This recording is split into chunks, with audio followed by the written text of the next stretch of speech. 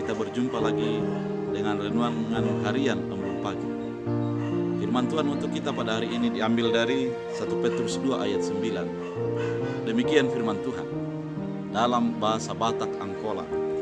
Tapi anggohamu bangso nahupili dohamu akka harajaan hamalimu bangso nabadia bangso hapunjungan ni debata iye do nama miohon hamu haruar sian hagolapan aco masuk tu bagasan sinondangia natumurahi aco pararaton munu barita tarimo tu akka pambenan nia nagudangi.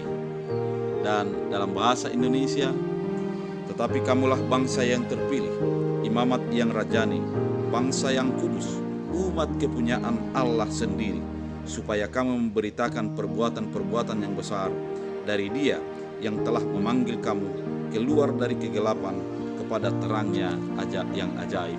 Demikian firman Tuhan. Bapak Ibu yang terkasih dalam Kristus Yesus, bagaimana pandangan kita terhadap diri kita? Siapakah kita di hadapan Allah menurut pandangan dan pola pikir kita? Itulah yang akan kita renungkan pada pagi hari ini. Pada sepanjang hari ini kita akan merenungkan. Di dalam firman Tuhan dikatakan bahwa tetapi kamulah bangsa yang terpilih, imamat yang rajani, bangsa yang kudus, umat kepunyaan Allah. Ada 4 hal yang dikatakan pada firman Tuhan pada hari ini. Namun sebelumnya dikatakan di dalam ayat sebelumnya, sebelum firman Tuhan pada hari ini, bahwa bagi orang yang tidak percaya menganggap bahwa Kristus adalah batu sandungan, kemudian mereka tidak taat kepada firman Allah. Oleh karena itu dibedakan dengan orang-orang yang menjadi umat pilihan Allah. Mereka adalah umat pilihan Allah yang menjadi imamat yang rajani, bangsa yang kudus, kepunyaan Allah. Ini merupakan sebuah kompleksitas daripada kehidupan orang-orang yang sudah percaya kepada Yesus Kristus. Kalau dikatakan menjadi kamulah bangsa yang terpilih, artinya banyak orang di dunia ini, banyak manusia di dunia ini namun tidak terpilih. Namun kita menjadi orang yang terpilih, menjadi kepunyaan Allah. Kita menjadi milik Allah sendiri. Dan yang kedua dikatakan imamat yang rajani, imamat yang bertugas untuk penyembahan-penyembahan, imamat yang bertugas untuk memuji memuliakan Allah. Kita dipilih untuk menjadi menyembah Allah. Kita dipilih untuk menjadi memuliakan Allah di sepanjang kehidupan kita. Dan yang ketiga dikatakan bangsa yang kudus. Rupanya kita bukan lagi orang-orang cemar.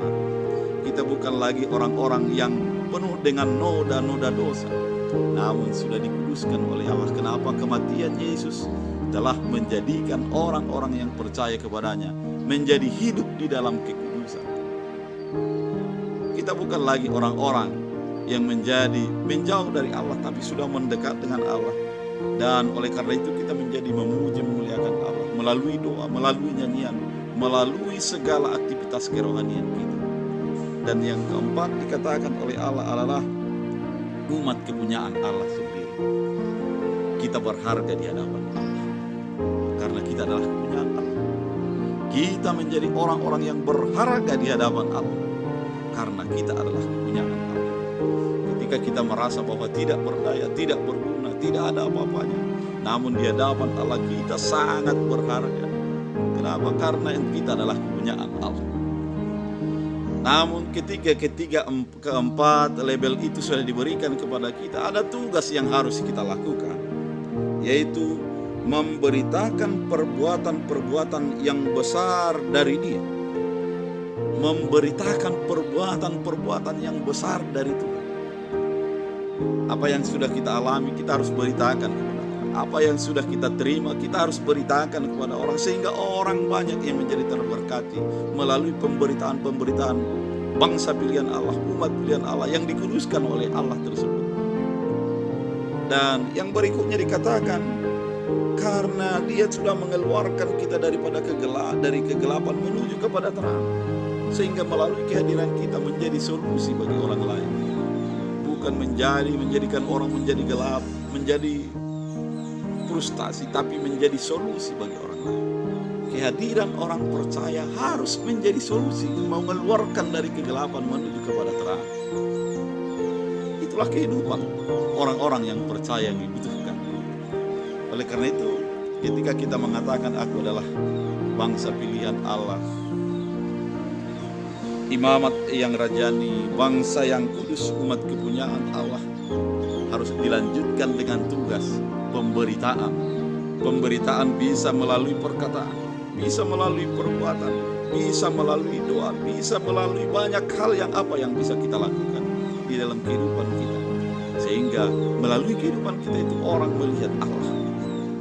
Kehadiran kita memberitakan tentang Allah, kemudian mengeluarkan orang daripada pergumulannya menuju kepada sukacita yang baru dalam kehidupannya, sehingga dia mendapat tenang. Oleh karena itu sepanjang hari ini kita akan melakukan aktivitas kita. Mari hidup sebagai bangsa yang terpilih, imamat yang rajani, bangsa yang kudus, umat kepunyaan Allah yang memberitakan tentang kabar sukacita dan mengeluarkan dari gelap menuju kepada terang. Mari melakukannya dan selamat beraktivitas.